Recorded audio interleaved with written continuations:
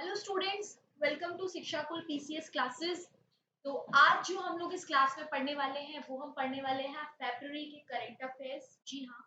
और फरवरी के current affairs में हम लोग पढ़ेंगे कि फरवरी में क्या क्या इंपॉर्टेंट इवेंट्स हुए, कौन कौन से ऐसे पर्सनालिटीज रही जो चर्चा में रही, किन फेमस पर्सनालिटीज का निधन हुआ, किनको कौन से पुरस्कार दिए गए, या कौन से ऐसे हमारे समिट्स हुए या कौन सी ऐसे योजनाएं आई, उन सब के बारे में हम लोग इस वीडियो में पढ़ने वाले हैं जो भी फरवरी से रिलेटेड होंगे। तो चलिए आज का वीडियो हम स्टार्ट करते हैं। और जैसे कि आप सब लोग जानते हैं, आप लोग शिक्षा कुल में क्यों पढ़ते हैं, क्योंकि यहाँ पर आपको लाइव मेंटोरशिप मिलती है, आपका up to date full syllabus होता है, हर बच्चे के करंट अफेयर्स, हर इवेंट आप लोगों को तुरंत अपने वीडियोस के थ्रू डिलीवर करते हैं। आप लोग यहाँ पर हमारे सारे लेक्चर्स जो है वो देख सकते हैं, और आप लोगों की डाउट सॉल्विंग सेशंस होते हैं, पीडीएफ नोट्स हम आपको अपने टेलीग्राम चैनल के थ्रू देते हैं, और साथ ही आप लोगों की आंसर राइटिंग प्रैक्टिस के लिए हम लोगों ने अपने ऐप पर क्वेश्चंस पेपर भी अवेलेबल कराए हुए हैं। तो इस तरह से जो है आप लोगों के एग्जाम की पूरी प्रिपरेशन हम लोगों के थ्रू आपसे कराई जाती है। तो चलिए आज का वीडियो हम स्टार्ट करते हैं, जिसमें हम लोग फरवरी 2024 के करंट अफेयर्स पढ़ने वाले हैं। तो सबसे पहला क्या करंट अफेयर है, वो है हमारा सैन्य अभ्यास दोस्ती का 16वां संस्करण। जी हाँ। तो क्या है ये संस्करण, इसके बारे में हम लोग जानते हैं और कैसे इससे क्वेश्चंस बन सकते हैं। तो भारत, मालदीव और श्रीलंका, ठीक है, ये तीन कंट्रीज हैं, ने माले में 22-25 फरवरी 2024 तक एक द्विवार्षिक सैन्य अभ्यास जिसका नाम रखा गया है दोस्ती, इसको आयोजित किया है। ये इस अभ्यास का 16वां संस्करण था। ठीक है। बांग्लादेश इस अभ्यास में पर्यवेक्षक के रूप में शामिल हुआ था। ठीक है। इस अभ्यास का उद्देश्य आपसी परिचालन क्षमता के सुधार करना तथा भारत, मालदीव और श्रीलंका के तटरक्षक कर्मियों के बीच अंतर संचालनीयता विकसित करना है। तो सबसे पहला बच्चों यहाँ पर सवाल ये बन सकता है कि ये जो सैन्य अभ्यास दोस्ती था, ये किन कंट्रीज के बीच में हुआ, जिसका आंसर होगा भारत, मालदीव और श्रीलंका के बीच। ठीक है। या फिर ये सवाल आ सकता है कि भारत, मालदीव और श्रीलंका के बीच जो सैन्य अभ्यास हुआ उसका नाम क्या था, तो उसका नाम रखा गया दोस्ती, और इसका ये 16वां संस्करण था। तो इस तरह से जो है सवाल आ सकते हैं, या फिर ये पूछा जा सकता है कि इस अभ्यास में पर्यवेक्षक के रूप में शामिल कौन सा देश हुआ, तो इसका आंसर होगा बांग्लादेश, जो मैंने यहाँ पर आपको सेकंड पॉइंट में बताया हुआ है। राइट। दोस्ती अभ्यास 1992 में भारतीय और मालदीव तटरक्षक बल के बीच शुरू किया गया था, और श्रीलंका पहली बार 2012 में इस अभ्यास में शामिल हुआ था। यानी कि जब 1992 में इसको शुरू किया गया था, तो यहाँ पर केवल भारतीय और मालदीव के तटरक्षक बल थे, और उन्हीं के बीच शुरू किया गया था। और 2012 में, यानी कि शुरू होने के लगभग 20 साल बाद, यहाँ पर श्रीलंका को इन लोगों ने ऐड किया था। अगला हमारा करंट अफेयर बनता है कि पीएम किसान योजना के 5 वर्ष पूरे हुए। ठीक है। प्रधानमंत्री किसान सम्मान निधि योजना के बारे में आप लोग जानते होंगे, काफी ज्यादा पॉपुलर योजना है ये हमारे भारत सरकार की, यानी कि मोदी सरकार की ओर से जो लागू की गई थी। तो 24 फरवरी 2024 को प्रधानमंत्री किसान सम्मान निधि योजना के जो है 5 वर्ष पूरे हो गए। इस योजना को किसानों की आय में वृद्धि करने के उद्देश्य से लॉन्च किया गया था। ठीक है। तो क्या इसका उद्देश्य था, इस योजना का ये था कि जो किसानों की आय है उसमें वृद्धि हो, इस तरह से कुछ इम्प्लीमेंटेशन किए गए थे, और इस तरह से टेक्नोलॉजीज लाई गई थी, इस तरह से रेट जो है अनाज के और फर्टिलाइजर्स के कम ज्यादा किए गए थे, सो दैट कि हमारे जो भी किसान है उनकी आय में वृद्धि हो, उन पे वो सारी फैसिलिटी पहुंचे, जिसकी वजह से वो कई बार असमर्थ होते हैं किसानी करने में, तो वो सारी फैसिलिटी उन तक एक अच्छे वे में पहुंचे। ये इस योजना के अंतर्गत सारी चीजें लागू की गई थी। पीएम किसान योजना से किसानों को आर्थिक रूप से स्थिरता मिली, और वे अपनी खेती और कृषि सक्रियता को बेहतर बनाने में सक्षम हुए। इस योजना के तहत किसानों को 6,000 रुपए प्रति वर्ष की वित्तीय सहायता प्रदान जो है वो की जाती है। तो ये सवाल भी आया है कई बार, और ये अभी भी बन सकता है कि किसान सम्मान निधि योजना के अंतर्गत किसानों को प्रतिवर्ष कितनी आय प्रदान की जाती है, कितनी सहायता प्रदान की जाती है, तो इसका आंसर होगा 6,000 रुपए। ठीक है।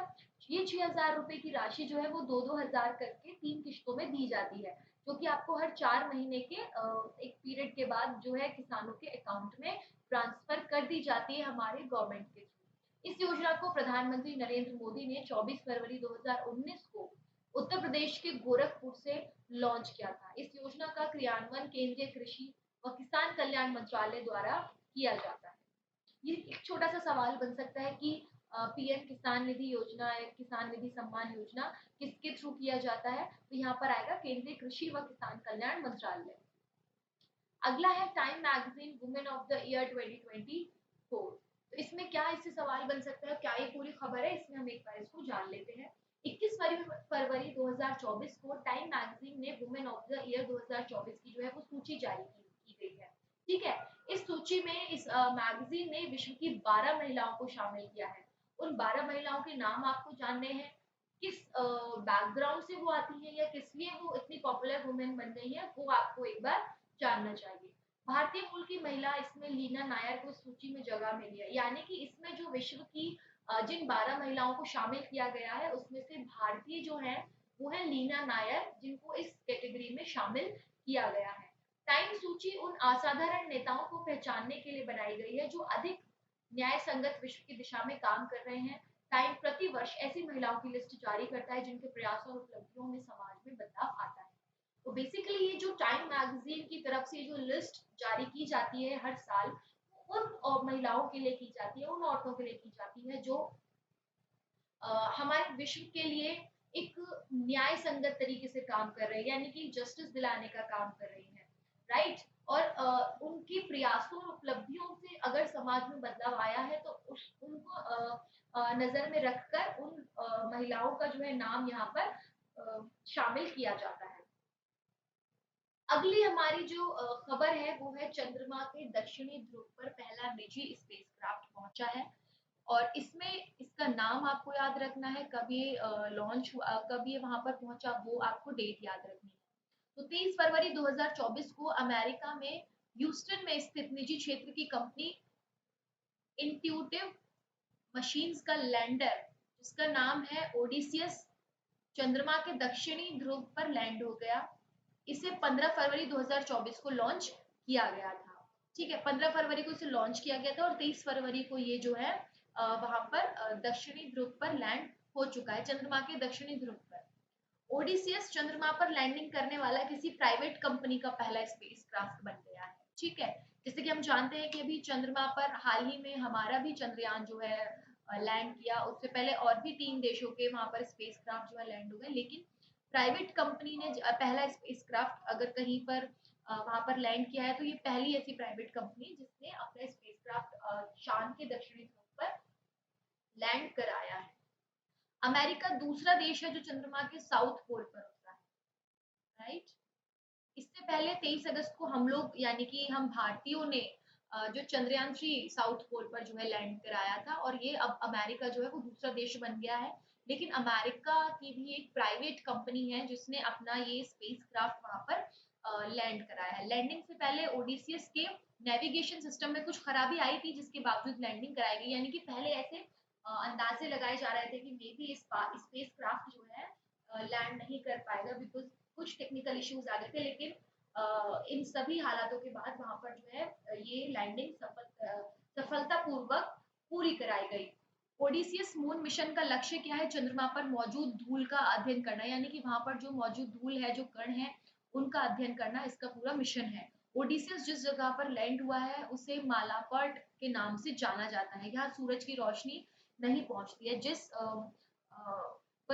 जगह पर ये स्पेसक्राफ्ट जो है लैंड हुआ है वहां पर सूरज की रोशनी बिल्कुल भी नहीं पहुंचती।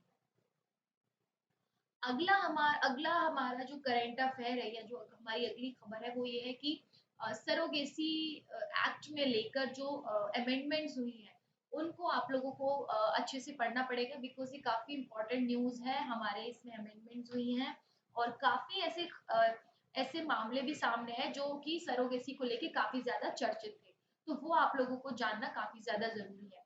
तो इसको एक बार हम लोग पढ़ लेते हैं कि हाल ही में केंद्र सरकार ने सरोगेसी नियम 2022 में संशोधन किया, यानी कि अमेंडमेंट की है। क्या ये अमेंडमेंट है वो हम एक बार पढ़ लेते हैं। संशोधन के तहत ये अधिसूचित किया गया है कि अगर किसी विवाहित जोड़े में से एक साथी किसी चिकित्सीय स्थिति से पीड़ित है तो दाता के अंडाणु या शुक्राणु का इस्तेमाल करने की अनुमति दी जा सकती है। क्योंकि पहले ऐसा होता था कि जो भी डोनर होते थे और अगर उनमें कोई भी मेडिकल इशू है या वो किसी ऐसी बीमारी से गुजर रहे हैं या उनको कोई भी मेडिकल प्रॉब्लम है तो उनको जो है सरोगेसी के लिए मना कर दिया जाता था।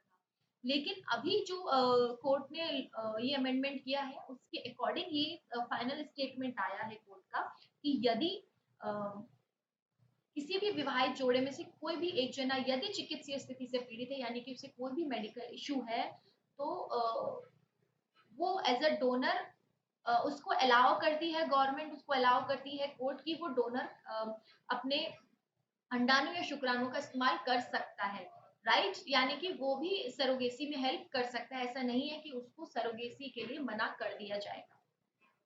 संशोधित नियम के अनुसार क्या होगा? अनुसार ये होगा कि जिला मेडिकल बोर्ड को ये प्रमाणित करना होगा कि पति या पत्नी में से कोई एक चिकित्सीय स्थिति से पीड़ित है जिसके लिए डोनर गैमेट के उपयोग की आवश्यकता है, राइट? इसमें कहा गया है कि दाता युग्मक का उपयोग करने वाली सरोगेसी को इस शर्त के साथ अनुमति दी जाती है कि सरोगेसी के माध्यम से पैदा होने वाले बच्चे के पास इच्छुक जोड़े से कम एक युग्मक होना चाहिए।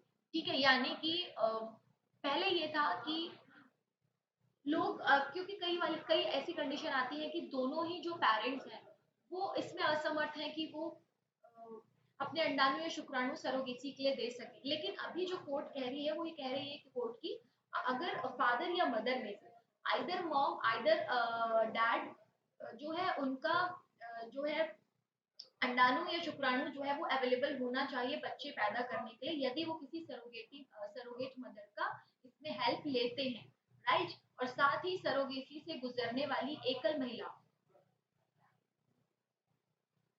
सरोगेसी से गुजरने वाली एकल महिला जो विधवा या तलाकशुदा को सरोगेसी प्रक्रियाओं का लाभ उठाने के लिए स्वयं के अंडे और दाता शुक्राणु का उपयोग करना होगा। ठीक है, सरोगेट जिसे कभी कभी गर्भकालीन वाहक यानी कि गेस्टेशनल कैरियर भी कहा जाता है वह महिला होती है जो किसी अन्य व्यक्ति या जोड़े यानी कि इच्छित माता पिता के लिए गर्भ धारण करती है और बच्चे को जन्म देती है। सरोगेट माता जन्म के बाद बच्चे को उस व्यक्ति या जोड़े को देने के लिए सहमत होती है। तो मैं आपको वैसे तो आप लोगों को आइडिया होगा लेकिन मैं आप लोगों को एक बार फिर भी छोटे से ब्रीफ के साथ डिस्क्राइब कर देती हूँ कि सरोगेसी क्या प्रोसेस होता है। तो सरोगेसी प्रोसेस ये होता है कि कई बार ऐसी कंडीशंस आती हैं कि जिसमें कपल्स जो होते हैं वो बच्चे को जन्म देने में असमर्थ होते हैं फिजिकली या कोई भी ऐसी कंडीशन मेडिकल कंडीशन होती है कि जिसकी वजह से माँ या बाप जो है वो अपने बच्चे को जन्म नहीं दे सकते हैं यानी कि उनमें कुछ ऐसी मेडिकल प्रॉब्लम है तो वो एक ऐसे महिला को हायर करते हैं जिसको गेस्टेशनल करियर भी बोला जाता है, सरोगेट मदर भी बोला जाता है या फिर उसको गर्भकालीन वाहक भी बोला जाता है, जिसमें वो जो महिला होती है वो किसी अन्य व्यक्ति या जोड़े के लिए जिनको अपने बच्चे को पैदा करना है उनके लिए वो खुद गर्भ धारण करती है और बच्चे को जन्म देती है। और ये जो पूरा काम होता है ये पूरा काम लीगली तरीके से होता है, ऑन पेपर होता है। और इसमें जो सरोगेटी मदर होती है वो बच्चे को जन्म देने के बाद उस व्यक्ति को उस जोड़े को वो उनका बच्चा जो है उस सौंप देती है। उसके बाद उसका उस पर कोई राइट नहीं होता और इसके बदले वो उससे कुछ अमाउंट ऑफ मनी लेती है, राइट? तो ये जो पूरा प्रोसेस होता है ये सरोगेसी का होता है। अगला हमारा जो करंट अफेयर है वो है नरेंद्र मोदी सबसे लोकप्रिय वैश्विक नेता बन चुके हैं। जी हाँ, ये इसमें सवाल इस तरह से बन सकता है कि कि हमारे इस साल के सबसे लोकप्रिय वैश्विक नेता कौन है, जिसमें आपको कुछ ऐसे फेमस पॉलिटिशियंस का नाम आ सकता है जैसे कि नरेंद्र मोदी, क्योंकि ये तो करेक्ट ऑप्शन होगा, ये फर्स्ट नंबर पर आए हैं। इसके बाद आपको जो बाइडेन का नाम आ सकता है, आपको इसमें ऋषि सुनक का नाम आ सकता है या इसमें डोनाल्ड ट्रंप का नाम आ सकता है। तो इस तरह से कुछ आपके वैश्विक नेता जो है उनका नाम आ सकता है जिसमें से कि आपको करेक्ट ऑप्शन नरेंद्र मोदी को ही चूज करना होगा, राइट? तो ये इसमें क्वेश्चन बन सकता है। तो अमेरिका स्थित global decision intelligence agency morning consult के एक सर्वे के अनुसार प्रधानमंत्री नरेंद्र मोदी 78% अनुमोदन रेटिंग के साथ सबसे लोकप्रिय वैश्विक नेता जो है वो बन चुके हैं। इससे पहले दिसंबर 2023 की सर्वेक्षण रिपोर्ट में भी नरेंद्र मोदी 76% अनुमोदन के साथ जो है विश्व में शीर्ष पर थे यानी कि टॉप 1 पर थे।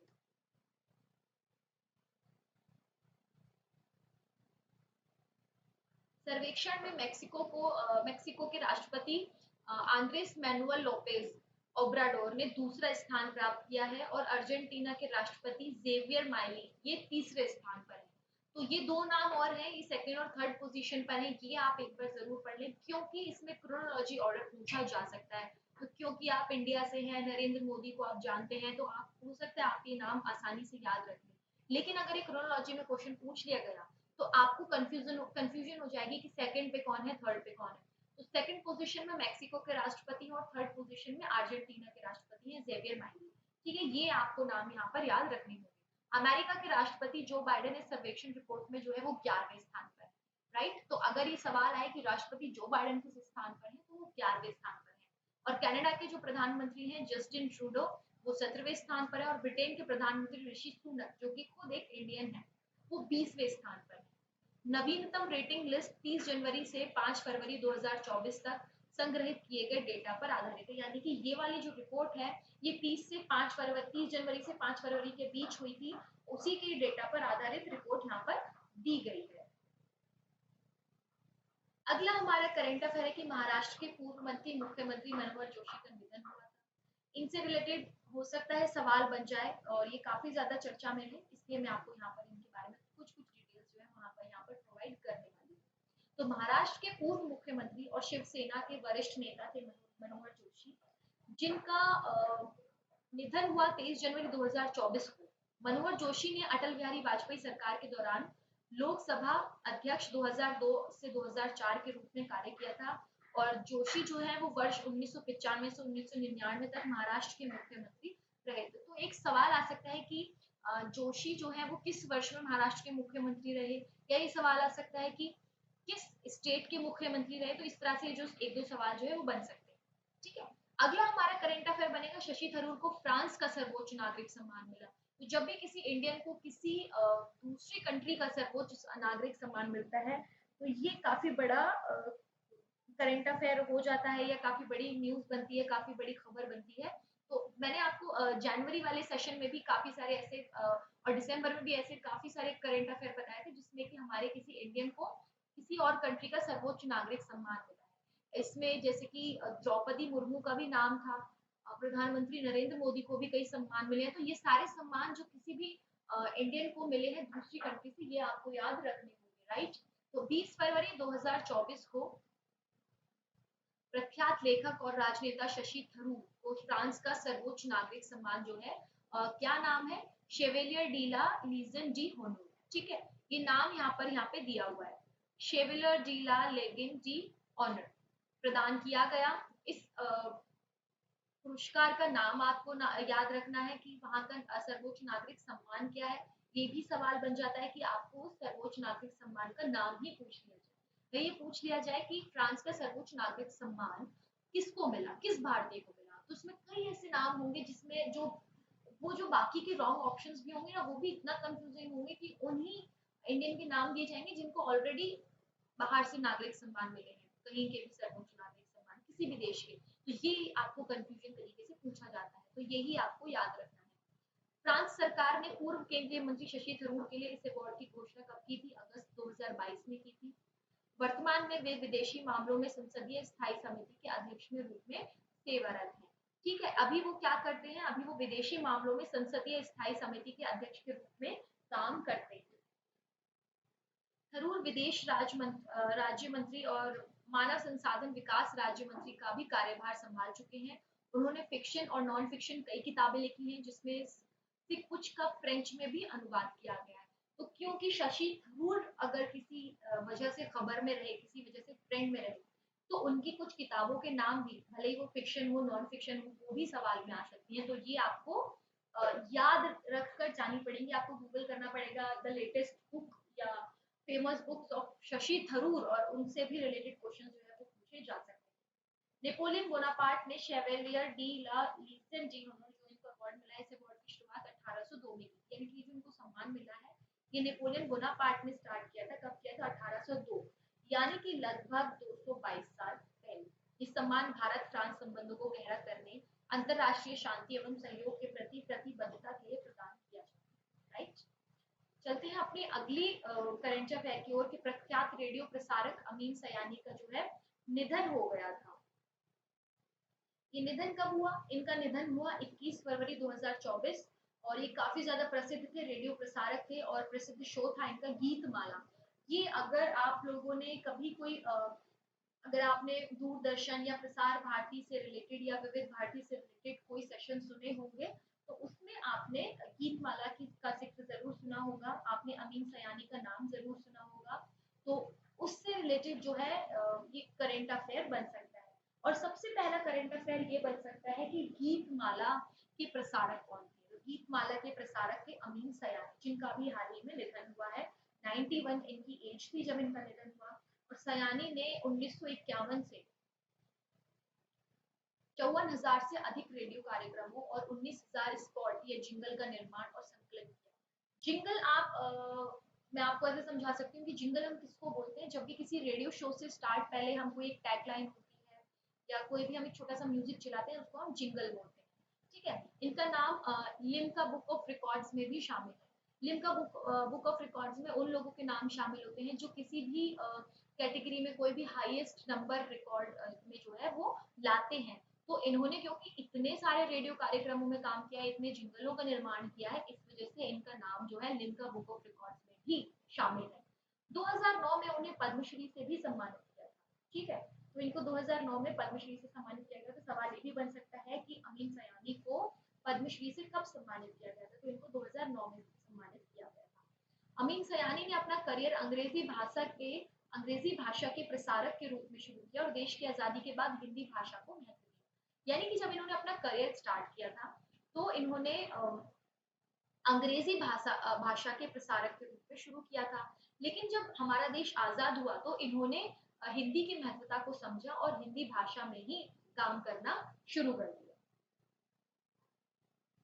अगली हमारी जो खबर है वो है इरेडा और पीएनबी के बीच जो समझौता हुआ है। तो क्या ये समझौता है और कैसे ये बेनिफिशियल है या क्या इसका पूरा पर्पस है वो हम यहाँ जान लेते हैं और उसके बाद आप खुद ही समझ जाएंगे कि किस तरह से इसमें क्वेश्चन जो है वो बन सकते हैं। तो 19 फरवरी 2024 को भारतीय अक्षय ऊर्जा विकास एजेंसी लिमिटेड यानी कि इरेडा तथा पंजाब नेशनल बैंक यानी कि पीएनबी ने न्यू दिल्ली में एक समझौता ज्ञापन पर हस्ताक्षर किए। ठीक है, इन लोगों ने एक समझौता तैयार किया है और उस पर हस्ताक्षर किए हैं इन दोनों ऑर्गेनाइजेशंस ने, पंजाब नेशनल बैंक ने और इरेडा ने। इरेडा की फुल फॉर्म आपको याद रखनी पड़ेगी, भारतीय अक्षय ऊर्जा विकास एजेंसी लिमिटेड। ठीक है, इस समझौते का उद्देश्य क्या है? इस समझौते का उद्देश्य है कि देश भर में विभिन्न प्रकार की अक्षय ऊर्जा परियोजनाओं को प्रभावी वित्तीय सहायता प्रदान करना तथा धारणीयता एवं पर्यावरण जागरूकता को बढ़ावा देना। ठीक है, हम इसके बारे में थोड़ा सा और एक बार डिस्कस कर लेते हैं कि किस तरह से ये वर्क करने वाला है। इस समझौते से अक्षय ऊर्जा परियोजनाओं के विविध स्पेक्ट्रम के लिए सहश्रण यानी कि को लैंडिंग और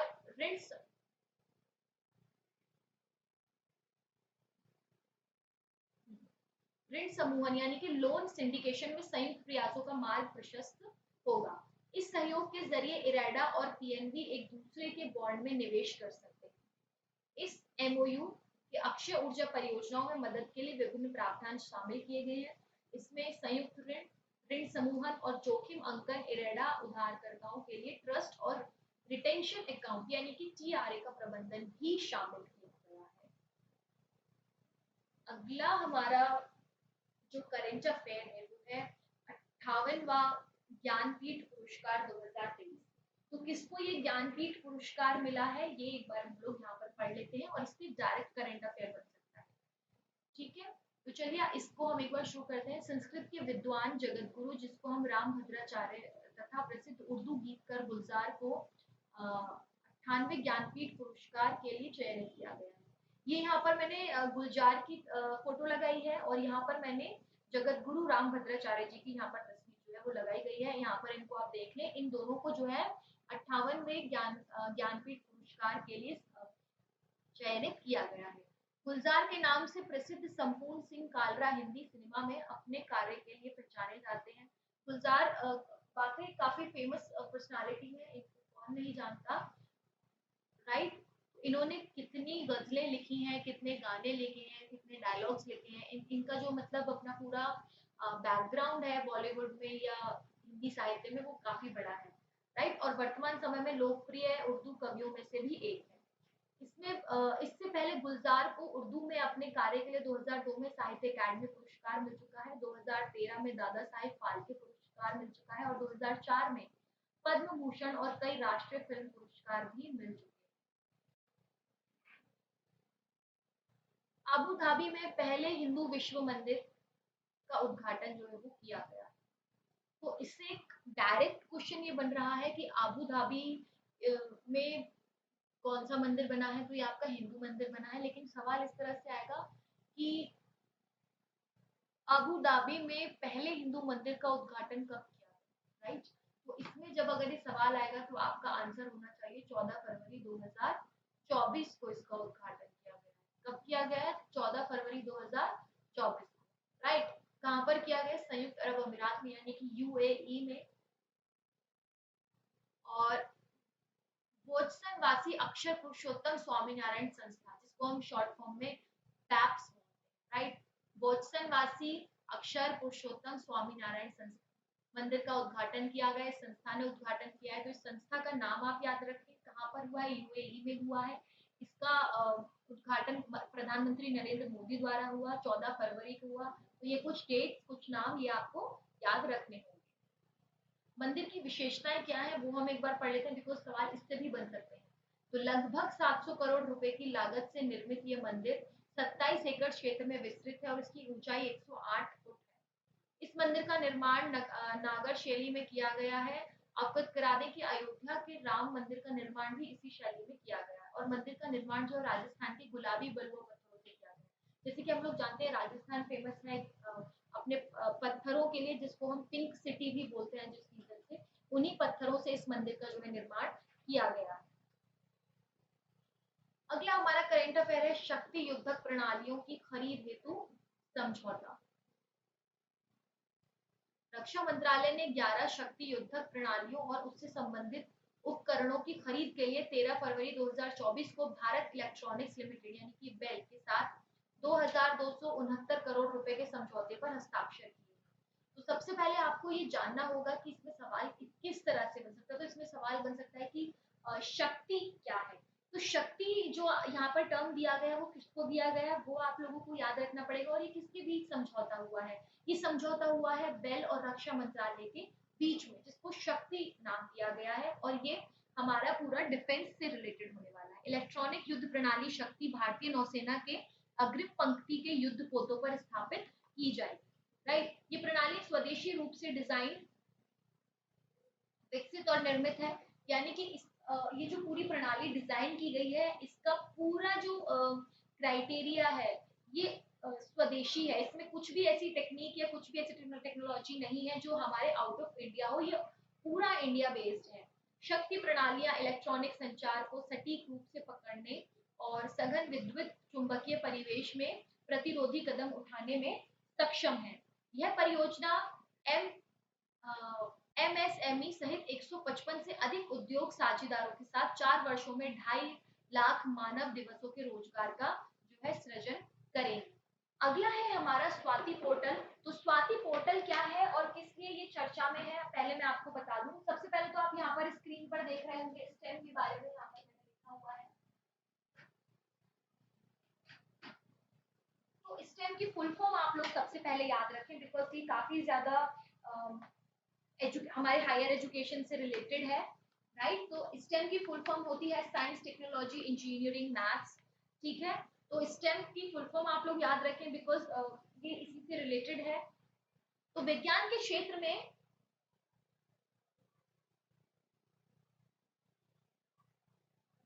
क्षेत्र में महिलाओं को प्रोत्साहित करने के लिए केंद्र सरकार ने 11 फरवरी 2024 को भारतीय राष्ट्रीय विज्ञान अकादमी में स्वाति पोर्टल का लॉन्च जो है वो किया है, ठीक है। तो इसमें सवाल बच्चों सबसे पहले ये बन सकता है कि हाल ही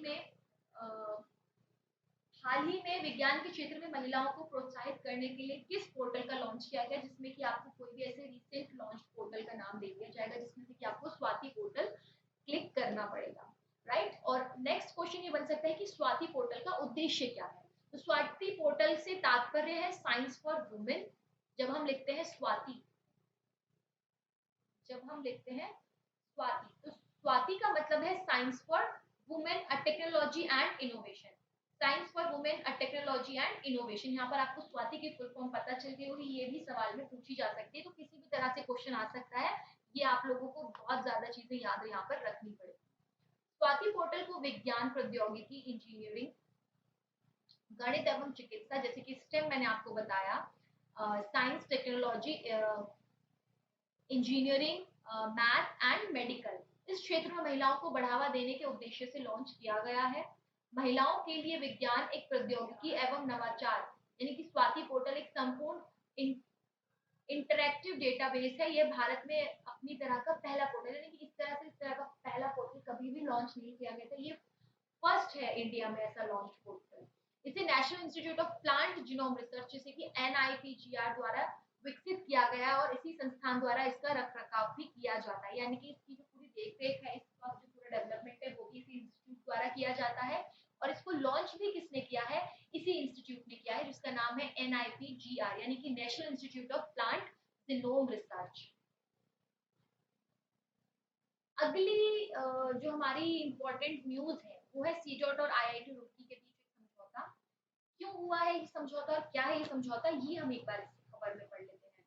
तो centre for development of telematics, जिसे हम CDOT बोलते हैं, और भारतीय प्रौद्योगिकी संस्थान रुड़की यानी कि IIT रुड़की ने 6G और उससे आगे की प्रौद्योगिकी हेतु 140 गीगाहर्ट्ज के पूरी तरह से एकीकृत ट्रांसमीटर और रिसीवर मॉड्यूल विकसित करने के लिए हाल ही में एक समझौते पर हस्ताक्षर किए हैं।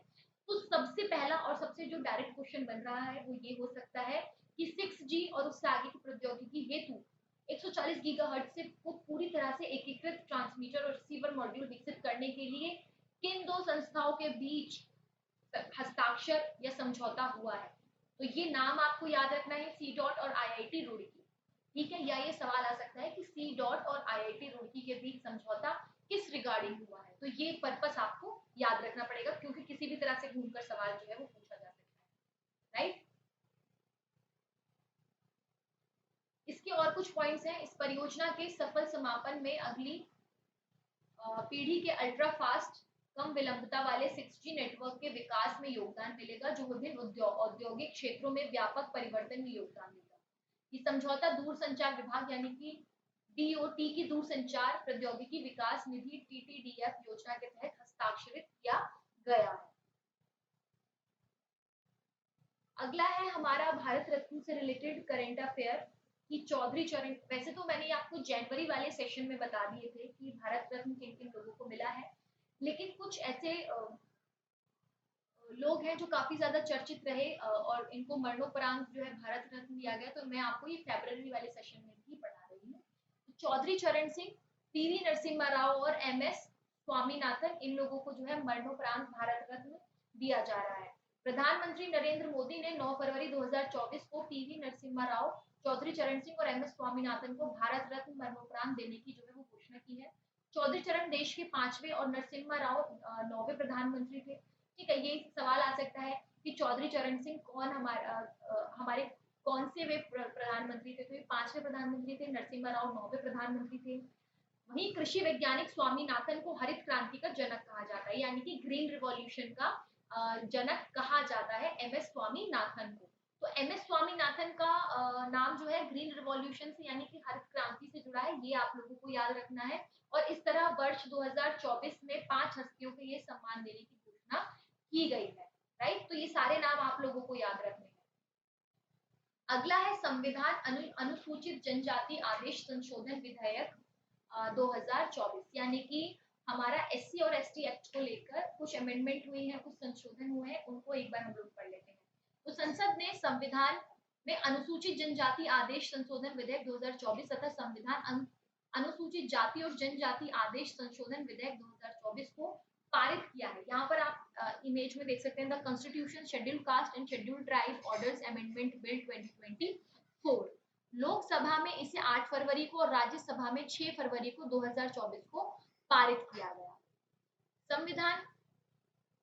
संविधान अनुसूचित जनजाति आदेश संशोधन विधेयक का उद्देश्य है आंध्र प्रदेश में अनुसूचित जनजातियों की सूची को संशोधित करना और प्रदेश में बोंडो पोरजा, खोंड-पोरजा और कोंडा सवारा समुदायों को अनुसूचित जनजाति की सूची में शामिल किया जाएगा।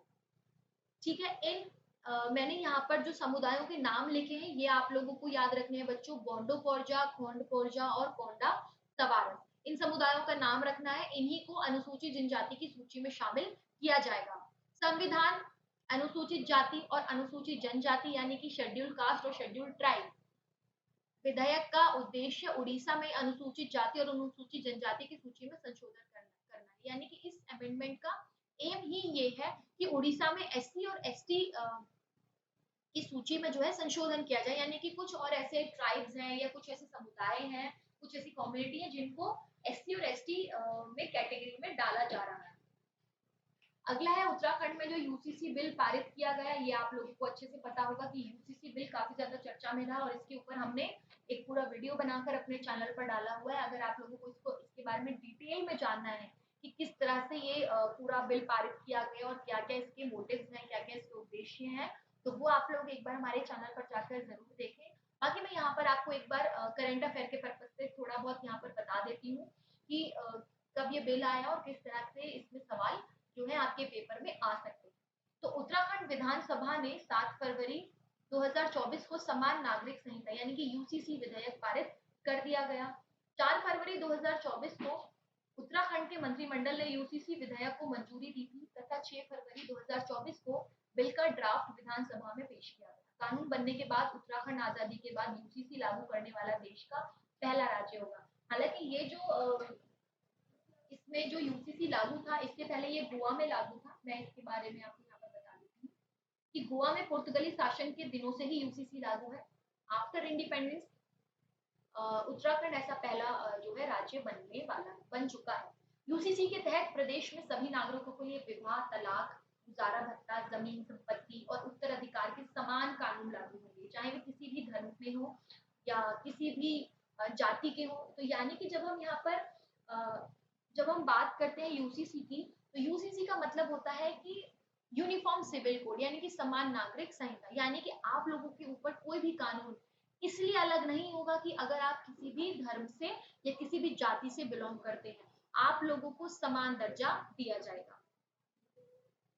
अगला हमारा करंट अफेयर है सार्वजनिक परीक्षा से। सार्वजनिक परीक्षा अनुसूचित साधनों की रोकथाम विधेयक 2024 यानी कि the public examination prevention of unfair means bill 2024। ठीक है, ये बहुत इंपॉर्टेंट है और आप लोग खुद भी एक एग्जामिनेशन की प्रिपरेशन कर रहे हैं तो ये आप लोगों के लिए काफी इंपॉर्टेंट क्वेश्चन जो है वो हो सकता है। तो लोकसभा ने 6 फरवरी 2024 को सार्वजनिक परीक्षा अनुचित साधनों की रोकथाम विधेयक 2024 को पारित कर दिया।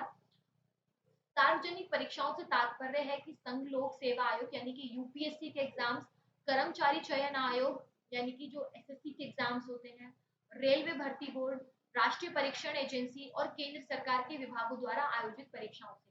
ठीक है, इसमें यानी कि जितनी भी अमेंडमेंट्स हुए हैं और जितनी भी चीजें आप लोगों को आगे आके पढ़नी है वो उन्हीं इन गवर्नमेंट एग्जाम से रिलेटेड यानी कि जो यूपीएससी, एसएससी, रेलवे एग्जाम होते हैं, राष्ट्रीय परीक्षण एजेंसी होती है या सेंट्रल गवर्नमेंट के एग्जाम्स होते हैं, उन्हीं से रिलेटेड आपको यहाँ पर सारा कुछ जो है वो पढ़ना पड़ेगा।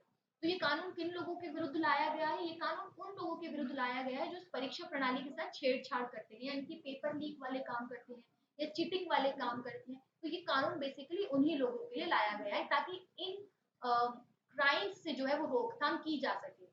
विधेयक का उद्देश्य सार्वजनिक परीक्षाओं में अनुचित साधनों को रोकना है। अनुचित साधनों में प्रश्न पत्र या उत्तर कुंजी की अनअधिकृत पहुंच या लीक होना यानी कि पेपर का या आंसर शीट का लीक होना पेपर से पहले, जैसे कि अभी हमने हाल ही में देखा उत्तर प्रदेश का जो कांस्टेबल का एग्जाम हुआ था उसमें पेपर लीक हो गया। तो इसमें जो घाटा होता है वो उन बच्चों को होता है जो पढ़कर जाते हैं, क्योंकि जिन्होंने पेपर लीक किया है, जिन तक लीक पेपर पहुंचा, वो लोग चीटिंग करके पास हो सकते हैं। तो इसी चीज को देखते हुए और इन्हीं तरह की परेशानियों को देखते हुए जो है सारी चीजों को इसी अमेंडमेंट को लाया गया है।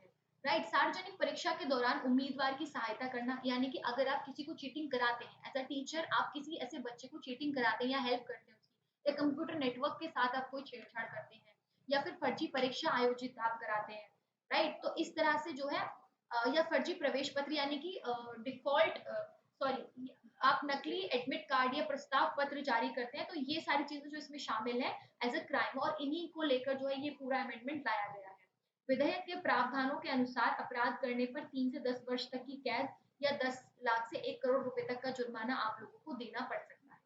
विधेयक के तहत सभी अपराध संज्ञेय, गैर जमानती और गैर शमन योग्य होंगे, यानी कि इनमें से अगर आप किसी भी अपराध में पकड़े जाते हैं या कोई भी पकड़ा जाता है तो वो गैर जमानती होगा और आप लोगों को उधर बेल भी नहीं दी जाएगी। आपको कोई ना कोई यहाँ पर सजा जो है वो भुगतनी पड़ेगी, या तो आपको कोई ये अमाउंट देना पड़ेगा जिसका अमाउंट है 10 लाख से 1 करोड़ रुपए, या फिर आपको 3 से 10 वर्ष तक की सजा जो है वो भुगतनी होगी।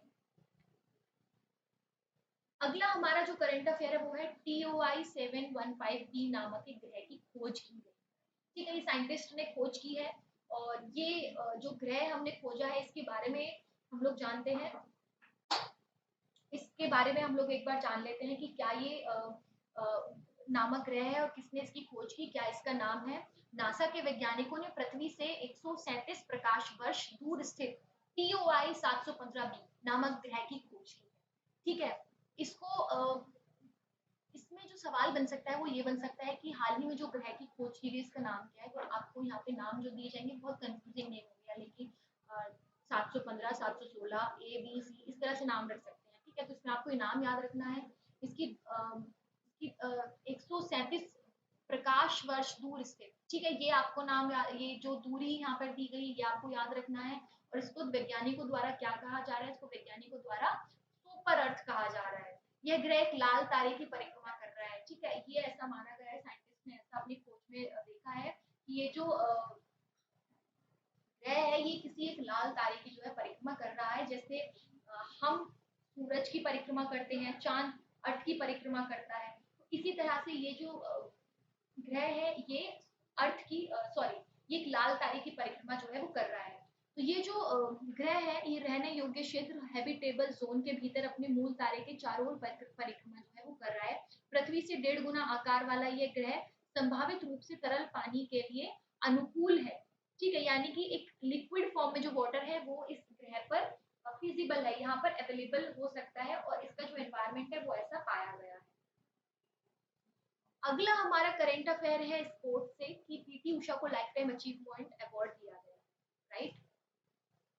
धाविका पीटी उषा को sports journalist federation of India, जिसे हम SGFI बोलते हैं, और दिल्ली स्पोर्ट्स जर्नलिस्ट एसोसिएशन की ओर से 4 फरवरी 2024 को लाइफ टाइम अचीवमेंट अवार्ड से सम्मानित किया गया है। इससे पहले टेनिस खिलाड़ी विजय अमृतराज, बैडमिंटन खिलाड़ी प्रकाश पादुकोण और क्रिकेटर सुनील गावस्कर और पूर्व धावक मिल्खा सिंह, प्रकाश पादुकोण दीपिका पादुकोण के पिता हैं, ये मैं आपको बता दूं। और मिल्खा सिंह को मरणोपरांत यानी कि उनके मरने के बाद SGFI और DSJ का लाइफ टाइम अचीवमेंट पुरस्कार जो है प्रदान किया गया था। और अभी ये जो अवार्ड मिल रहा है ये किसको मिल रहा है, पीटी उषा को इस बार मिल रहा है। तो ये आप लोगों को यहाँ पर नाम और डेट और किस फेडरेशन ने दिया है, sports journalist federation of India, ये नाम आपको याद रखने हैं बिकॉज इसी तरह से जो है वो क्वेश्चन बनते हैं। पीटी उषा ने वर्ष 1977 से 2000 के बीच अपने करियर के में भारत के लिए 103 इंटरनेशनल अवार्ड्स जीते, पदक जीते, राइट। उन्होंने एशियाई खेलों में 4 स्वर्ण पदक और 7 रजत पदक भी जीते। इन्हें भारतीय एथलेटिक्स की गोल्डन गर्ल के तौर पर भी जाना जाता है। पीटी उषा को पद्मश्री और अर्जुन पुरस्कार भी प्रदान किए जा चुके हैं। तो सवाल ये भी बन सकता है कि गोल्डन गर्ल के नाम से किसे जाना जाता है, ये पीटी उषा को किस नाम से जाना जाता है। तो इस तरह से आपको घुमाकर क्वेश्चन आ सकता है। ठीक है, ये आप लोगों को याद रखना पड़ेगा। गोल्डन गर्ल के नाम से जाना जाता है पीटी उषा को, और इन्हें पद्मश्री और अर्जुन पुरस्कार जो है प्रदान किया जा चुका है। नेक्स्ट है राष्ट्रीय आरोग्य मेला। 1 से 4 फरवरी 2024 को नई दिल्ली में 4 दिवसीय आरोग्य मेला का जो है वो आयोजन किया गया था, राइट। आयुष मंत्रालय द्वारा आयोजित इस मेले का उद्देश्य क्या था, इस मेले का उद्देश्य था कि भारत के स्वास्थ्य सेवा की सांस्कृतिक और ऐतिहासिक विरासत को दर्शाना था। ये आयोजन आयुर्वेद, योग, प्राकृतिक चिकित्सा, यूनानी, सिद्ध एवं होम्योपैथी को शामिल करते हुए भारत की समृद्ध उपचार परंपराओं का एक गतिशील अभिसरण है। ठीक है, तो इसका जो पूरा उद्देश्य था वो ये था कि हम लोग अपने आयुर्वेद, योग, प्राकृतिक चिकित्सा यानी कि जो भी हमारा एक नेचुरल मेडिसिन होता है ना, जिसे हम बोलते हैं कि हम होम्योपैथी की जैसे बात करते हैं, तो उन सब की उन तरह की सारी आरोग्य दवाइयों के बारे में इधर यहाँ पर बात हुई थी। इसका पूरा उद्देश्य था उनको बढ़ावा देना, उनको एक गतिशील तरह से आगे बढ़ाना। तो कब ये 4 दिन का जो है मेला लगा था, 1 से 4 फरवरी के बीच में लगा था, दिल्ली में लगा था। अपनी स्थापना के 9 वर्ष के भीतर आयुष मंत्रालय ने 900 से अधिक आयुष स्टार्टअप और 9000 स्वास्थ्य और कल्याण केंद्रों के साथ भारत की समग्र स्वास्थ्य देखभाल परंपरा को जो है वो बढ़ावा दिया है। ये समग्र कल्याण पर जोर देते हुए चिकित्सा की पारंपरिक प्रणाली का उत्सव बनाने और उन्हें प्रदर्शित करने के एक मंच के रूप में कार्य करता है। यानी कि जब से ये आयुष मंत्रालय स्टार्ट हुआ, इसको लगभग 9 वर्ष हो चुके हैं। इस 9 वर्षों के अंदर 900 से अधिक आयुष स्टार्टअप हमने किए हैं और 9000 स्वास्थ्य और कल्याण केंद्र को जो है हम लोगों ने भारत के अंदर बना दिया है, उनको बढ़ावा दिया है और इस परंपरा को बढ़ावा दिया है।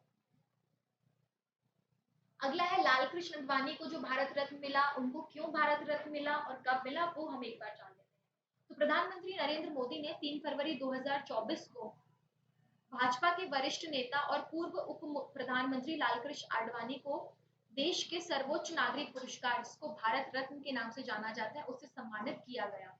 ठीक है, 2015 में आडवाणी को देश के दूसरे सबसे नागरिक सम्मान यानी कि पद्म विभूषण से भी सम्मानित किया जा चुका है और अब इनको भारत रत्न से जो है सम्मानित किया गया है। लाल कृष्ण अडवाणी का जन्म 8 नवंबर 1927 को हुआ था। 1927 को इनका वर्तमान पाकिस्तान के कराची में हुआ था। यानी कि इनका जहाँ पे जन्म हुआ था वो जगह अभी पाकिस्तान के कराची में मौजूद है। आडवाणी 5 बार लोकसभा के और 4 बार राज्यसभा के सदस्य रह चुके हैं। आडवाणी पहली बार 1977 से 1979 तक केंद्र सरकार के कैबिनेट मंत्री बने। ये छोटे-छोटे इंफॉर्मेशन है जिनसे क्वेश्चंस बनते नहीं है, लेकिन कुछ ऐसे क्वेश्चंस होते हैं जो इस इंफॉर्मेशन से आप सॉल्व कर सकते हैं। 2002 से 2004 के बीच अटल बिहारी वाजपेयी की सरकार में देश के 7वें उप प्रधानमंत्री थे, राइट। और इससे पहले 1998 से 2004 के बीच एनडीए सरकार में गृह मंत्री रहे और 1992 का अयोध्या राम मंदिर आंदोलन उनके नेतृत्व में हुआ था। तो राम मंदिर से रिलेटेड ये बहुत इंपॉर्टेंट खबर है। इससे भी सवाल बन सकता है कि 1992 में जो राम मंदिर आंदोलन का जो पूरा प्रोसेस हुआ था वो किसके नेतृत्व में हुआ था। तो ये कई बार ना इस तरह से क्वेश्चन जो है वो क्रोनोलॉजी में आते हैं और वो आपके क्वेश्चन को सॉल्व करने में हेल्प करती है सारी छोटी छोटी इंफॉर्मेशन। अगला है अयोध्या के लिए 8 नई उड़ान सेवाएं जो है वो शुरू की गई हैं। तो मैंने आपको जनवरी वाले सेशन में अयोध्या के बारे में बताया था और मैंने ये भी बताया था कि हम लोगों ने राम मंदिर से रिलेटेड पूरा एक वीडियो डाला गया है। तो राम मंदिर से रिलेटेड भी आपको सारी इंफॉर्मेशन पढ़नी है और अयोध्या में जो 8 नई उड़ान सेवाएं शुरू की गई हैं इससे भी रिलेटेड जो है क्वेश्चन बन सकता है। तो नागरिक उड्डयन मंत्रालय ने 1 फरवरी 2024 से उत्तर प्रदेश में अयोध्या के लिए 8 नई उड़ान सेवाएं शुरू की। स्पाइस जेट द्वारा संचालित नई उड़ान सेवाएं अयोध्या को दिल्ली, चेन्नई, अहमदाबाद, जयपुर, पटना, दरभंगा, मुंबई और बेंगलुरु से जुड़ेगी। यानी कि यहाँ पर जो 8 नई उड़ान सेवाएं शुरू हुई है वो इन शहरों से यहाँ पर इस अयोध्या को जोड़ेंगी और ये स्पाइस जेट द्वारा संचालित हुई है। तो सवाल ये बन सकता है कि जो अयोध्या में 8 नई उड़ान सेवाएं शुरू हुई हैं वो किसके द्वारा शुरू की गई। तो इसमें क्वेश्चन में इस तरह से ऑप्शन दे सकते हैं कि स्पाइस जेट है, इंडिगो है, एयर इंडिया। ठीक है, तो स्पाइस जेट इसका आंसर है। हाल ही में राम मंदिर में प्राण प्रतिष्ठा समारोह के बाद अयोध्या में पर्यटन को बढ़ावा मिला और वहाँ आर्थिक और सामाजिक विकास के अवसर जो है वो बढ़ रहे हैं। मैंने इसकी शॉर्ट्स बनाकर भी अपने चैनल पर डाला है कि किस तरह से कहीं भी कोई मंदिर बनता है या कोई भी इस तरह की इमारत बनाई जाती है तो कैसे उसका इकोनॉमी पे असर पड़ता है पॉजिटिव वे। और आज का हमारा लास्ट करंट अफेयर है सुल्तान इब्राहिम को लेके। सुल्तान इब्राहिम सिकंदर मलेशिया के 17वें राजा बन चुके हैं। 31 जनवरी 2024 को मलेशिया में जोहर प्रांत के सुल्तान इब्राहिम सिकंदर देश के 17वें राजा बने हैं। वहां पर अभी भी राजा का शासन चलता है और इसी तरह से वहां पर पूरी जो है प्रोसेस जो है वहां पे पॉलिटिकल या पॉलिटिक्स काम करती है। सुल्तान इब्राहिम अल सुल्तान अब्दुल्ला सुल्तान अहमद शाह का स्थान लेंगे। यानी कि इस स्थान पर जो इनसे पहले थे वो अल सुल्तान अब्दुल्ला सुल्तान अहमद थे और उसका स्थान सुल्तान इब्राहिम लेंगे। सुल्तान इब्राहिम को कल्याणकारी मुद्दों के बारे में स्पष्ट रूप से अपनी बात रखने के लिए जाना जाता है। ठीक है, सुल्तान इब्राहिम इस बात के लिए फेमस है कि वो कैसे कल्याणकारी मुद्दों के बारे में स्पष्ट रूप से अपनी बात रख सकते हैं और वो आर्ग्यूमेंट नहीं लगता, वो लगता है कि कोई एक इस तरह से अपनी बात रख रहा है कि जिसका असर लोगों पर पॉजिटिव वे में होता है। वर्ष 1957 1951 में मलेशिया को ब्रिटेन से आजादी मिलने के बाद विश्व की एकमात्र ऐसी व्यवस्था के तहत 9 शाही परिवारों के मुखिया हर 5 वर्ष में बारी बारी से राजा बनते हैं। ठीक है, तो वहां पर 9 शाही परिवार हैं और वहां पर हर 5 वर्ष बाद, जैसे हमारे कंट्री में होता है कि हर 5 वर्ष बाद इलेक्शन होते हैं और यहाँ पर जो है प्रधानमंत्री को लोग चुनते हैं, लेकिन यहाँ पर 9 शाही परिवार हैं जो बारी बारी से अपने हर परिवार में से एक जने को जो है वहां पर राजा बनाया जाता है। मलेशिया में 13 प्रांत हैं और केवल 9 में जो है वो शाही परिवार है। पेराक प्रांत के शासक और सिंहासन के अगले उत्तराधिकारी सुल्तान नाजरीन को पुनः उपराजा के रूप में चुना गया है। यानी कि जो यहाँ पे अगले राजा होंगे उनको अभी से उपराजा के तौर पर, यानी कि हम बोले तो जो राजा का जो, जिसे हम बोले कि जो ठीक नीचे जो काम करते हैं, राइट, जिसको हम उपराजा बोल सकते हैं, उनको उपराजा के तौर पर चुना गया है और अगले 5 वर्ष बाद सुल्तान नाजरीन जो होंगे वो राजा बनेंगे और अभी वो उपराजा के तौर पर 5 साल काम करने वाले। इसी के साथ हमारा फरवरी का सेशन शुरू हो चुका है और हम लोग मार्च में अभी एंटर हमने किया है और अब जो हमारा अगला सेशन आएगा वो मार्च के बाद आएगा, बिकॉज उसमें हम लोग मार्च के सारे करंट अफेयर्स पढ़ेंगे। तो अब काफी एक लॉन्ग टर्म के बाद आएगा। मैंने पिछले एक महीने में आप लोगों को लगभग 8 से 10 महीने के सारे करंट अफेयर्स प्रोवाइड किए हैं जो कि आने वाले एग्जाम में काफी ज्यादा कंपलसरी है। अगर एग्जाम पोस्टपोन होता है तो हम लोग इसको कंटिन्यू रखेंगे और यदि आप लोगों का एग्जाम 17 मार्च को होता है तो फैब तक का आपका सारा करंट अफेयर जो है आप लोगों को पढ़ना है, बिकॉज इसी से जो है क्वेश्चन बनेगा। तो ऑल द बेस्ट बच्चों, आप लोग एग्जाम के लिए अच्छे से प्रिपरेशन करें, राइट, और जुड़े रहिए शिक्षा कुल के साथ। कोई भी डाउट होता है आप हम लोगों से वीडियो के कमेंट सेक्शन में पूछ सकते हैं, उस पर हम डेफिनेटली वीडियो जो है वो बनाएंगे। और कोई भी डाउट हो वो आप हमसे पूछें और जुड़े रहिए शिक्षा कुल के साथ, पढ़ते रहिए। All the best for exam.